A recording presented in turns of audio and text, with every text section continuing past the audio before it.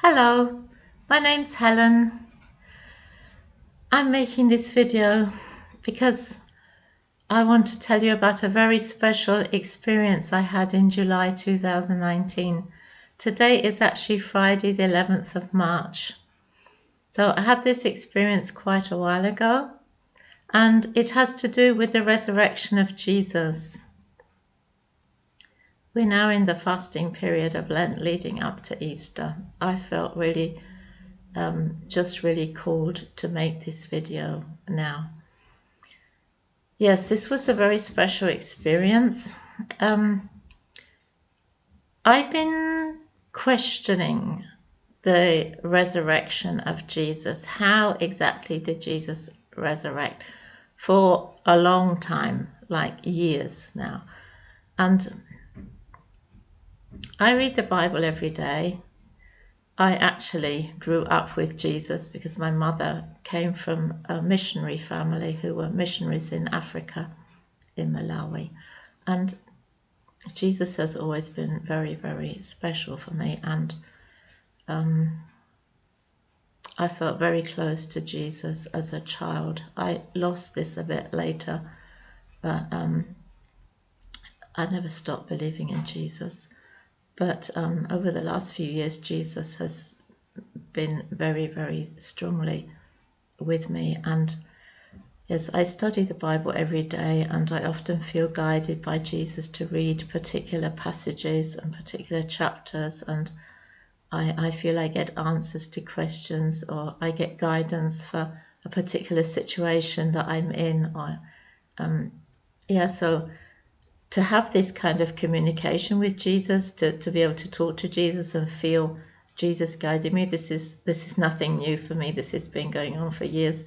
But this experience in July 2019 was really special because this was an answer to the questions I had about the resurrection. What I was wondering was, did Jesus resurrect in his physical body or in his spiritual body? And like between 2014 and 2017, I watched like hundreds of near-death experiences on YouTube and found them absolutely fascinating. And many Christians have had near-death experiences and met Jesus, as well as a lot of other people who had near-death experiences.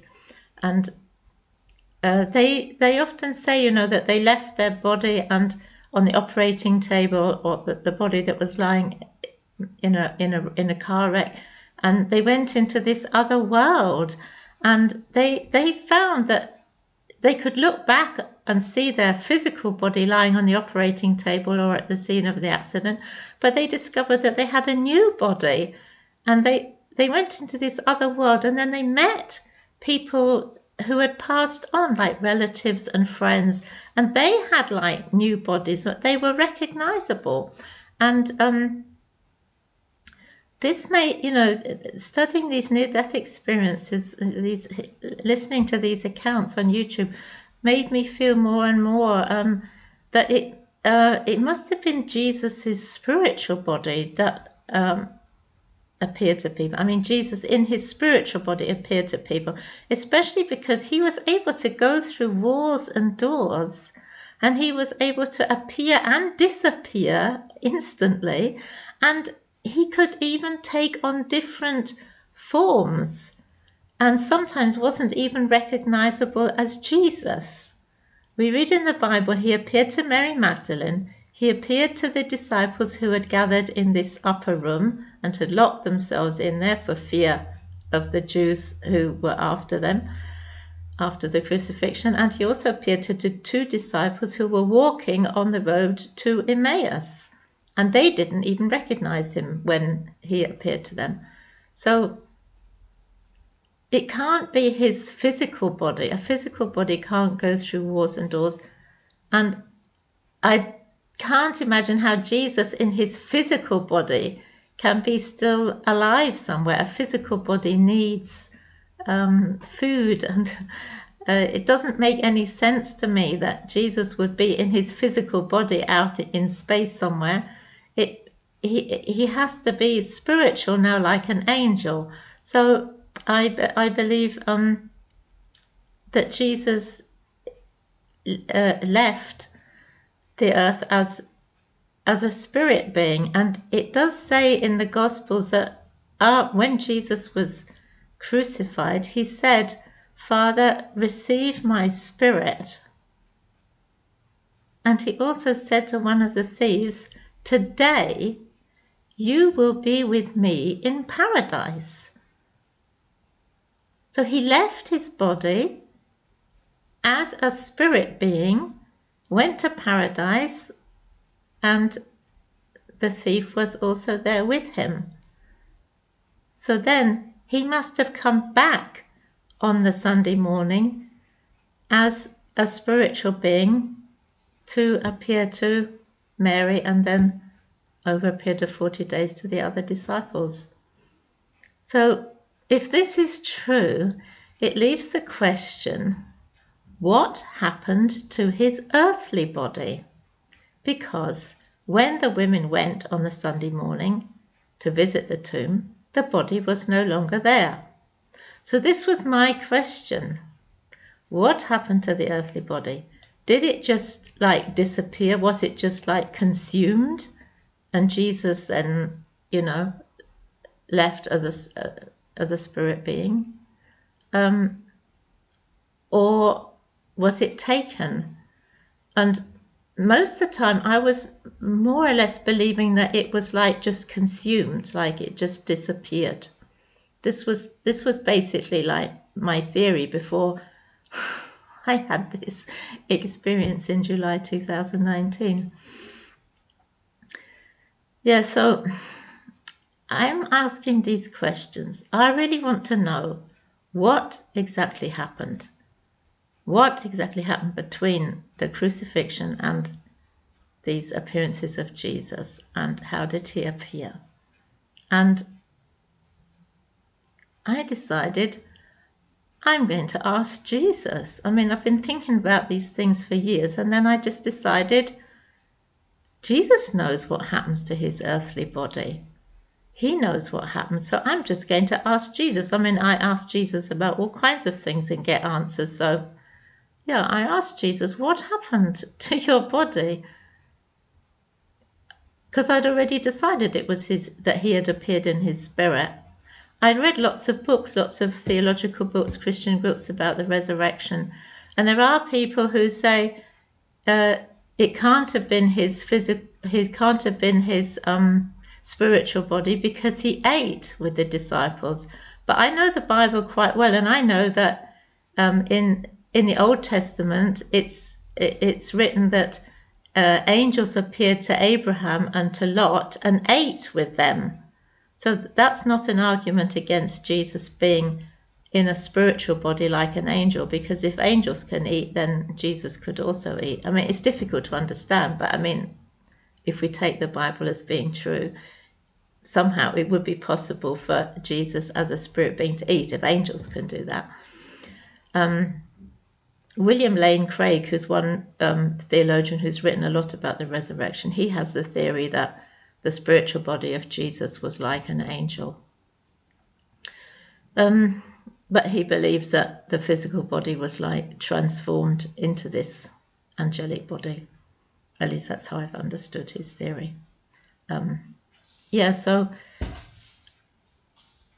in July 2019, for 6 days, I get woken up at 6 o'clock. Well, I say I get woken up because I don't usually wake up that early. I woke up, let's put it like this. I woke up suddenly, almost exactly around 6 o'clock. And I felt I have to get up and go to my study room, which is also my prayer room, take my Bible and sit down and read it. It's like Jesus saying, take your Bible, come with me, sit here. And I felt this presence in this room was just so amazing. I mean, I feel the presence of Jesus many times, but this was really powerful. I really felt like he's standing right next to me, like on my right side, my right-hand side, like standing next to the table where I'm sitting on my right. And he'd be like telling me, or communicating with me, because I don't hear the voice of Jesus with like my ears. It's just like I feel just told to do this or read this. So I'm being told to read different gospel accounts of the crucifixion and the resurrection, like read Matthew 26, then read John 20, and then read Mark 14, and then I'm being told to read this and then stop and then go back and read this, like, and going backwards and forwards to the different accounts, and it's as if I'm sort of being led to join the dots together, and then the gaps are like being filled in, but I'm also getting the time sequence right, because if you read these 4 accounts of the resurrection, what you'll find is that they're not the same. They're similar, and there's some things which are common to all of them, but there are also differences. And this is one thing that atheists use to say that, this can't be true because Mark says this and Matthew says this and, Luke says this and John says something different. And the thing is that Jesus showed me that if you get the time sequence right with all of these 4, they all fit together. And it's amazing. They really, really fit together, but you have to get the time sequence right, and you have to get some other information to see how they all fit together. But it's amazing, really. So the first part of these 6 days, the first few days, was just Jesus showing me how to get the time sequence right, how to see how the 4 different accounts fit together.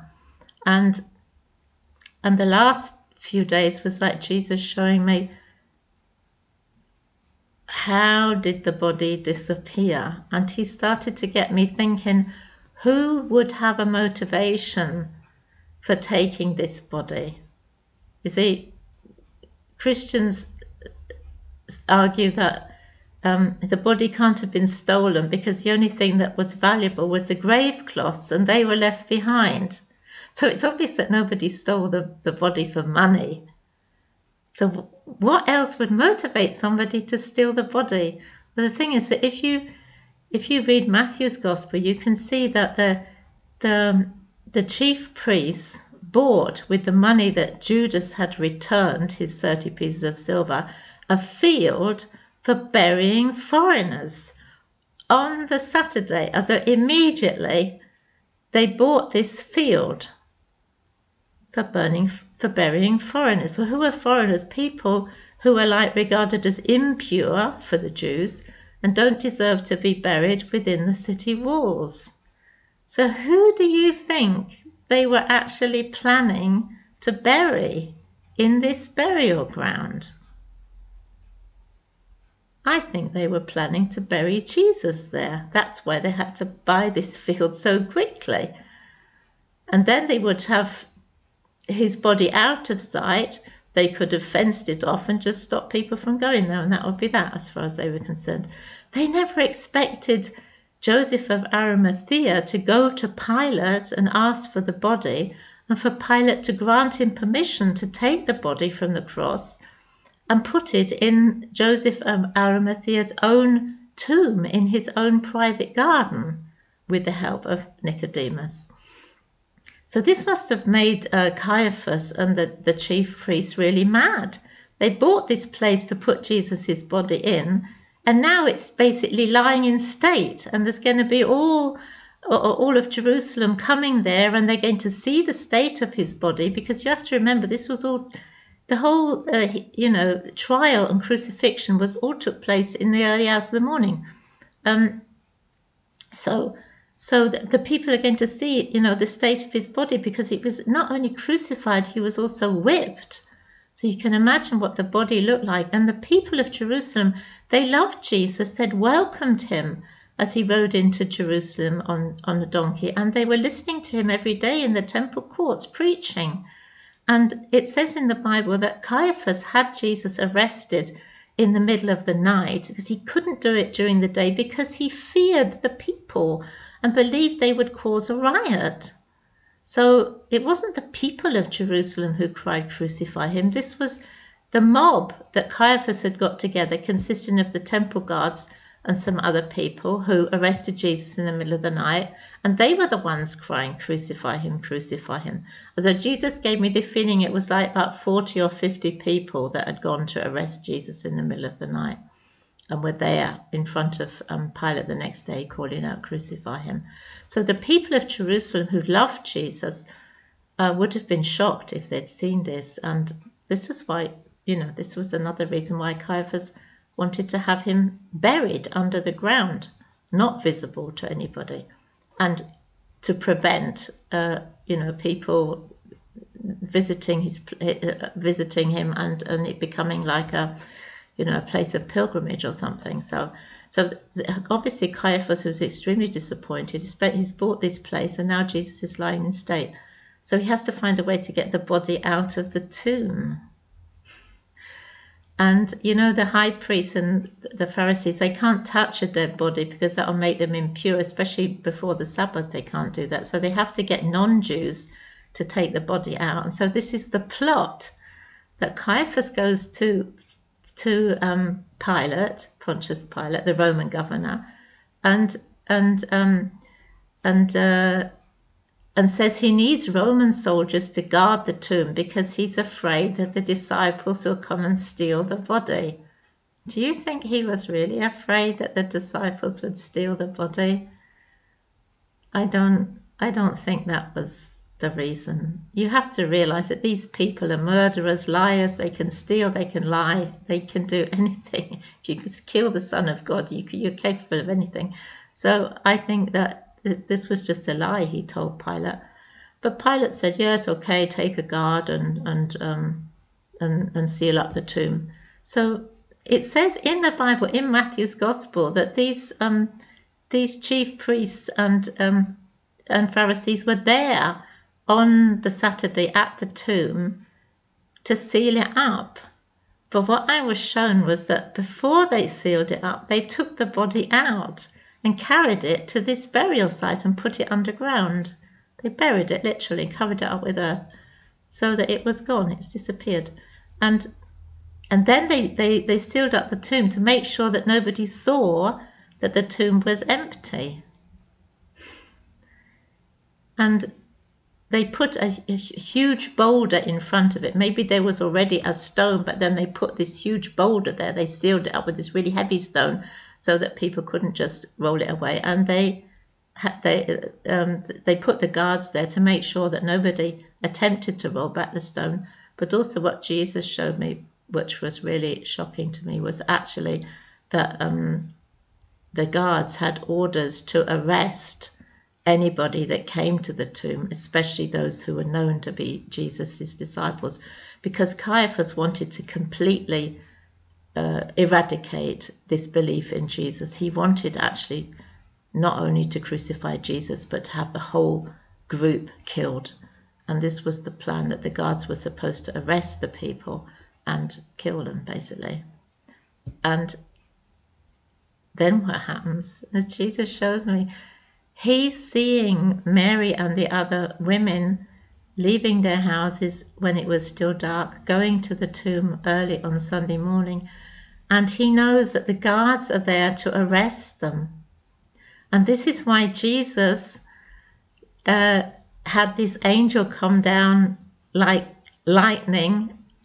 Maybe it was even Jesus himself. They thought it was an angel. It says in the Bible there was like, when this angel came down, there was like lightning, and the stone was rolled away. Well, that gave the guards a shock of their life, which was Jesus's intention. He wanted to give them a shock to make them run away so that they wouldn't attack these poor women. Then the women come, they see the angel speaks to them, says, he's not here, he's risen. Go and take a look at the place where he was lain. Because from the outside of the tomb, they couldn't see the place where Jesus had actually been lain, because you had to go in and look down. So the angels told them to go and take a look. He's not there. So some women go and tell the other disciples. Mary remains, and this is when Jesus then appears to her. So this this is what I call the Caiaphas conspiracy. And I've written a play about this because I think it's important for people to know what happened. I think this would help a lot of people to believe more in the resurrection of Jesus if they could understand exactly how it happened, and especially convince people like atheists who say, they don't believe in a dead body rising, therefore there's no resurrection, to show them that Jesus did resurrect. He is risen and he is alive, and there is an explanation for this. I wrote this play called Caiaphas Conspiracy. I wrote it in 2020.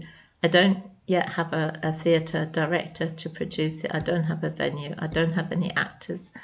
So if you're a theatre director, if you're interested in this play, it's complete. It's ready to be. It's ready to be produced, and I hope it will be produced, because I think that people need to know the truth about the resurrection, that Jesus really did resurrect and is alive. And also I try to show through this play by having a scene in the upper room where the disciples are talking about Jesus. They're talking about his character and personality, what was special about him, what was so unique about Jesus. I'm trying to reveal through this more about the actual character and personality of Jesus, so that people can get to know him the way I do, and hopefully be motivated to get to know him better, and to make him the Lord and King of their life, and to follow him. And I think that we need Jesus more now than ever before with all that's going on in the world. And I'm really praying for a big revival over the world. I believe that this is going to happen. I believe that Jesus is revealing himself more and more. Also, he is showing up in people's dreams and visions, just like it said in Joel 2.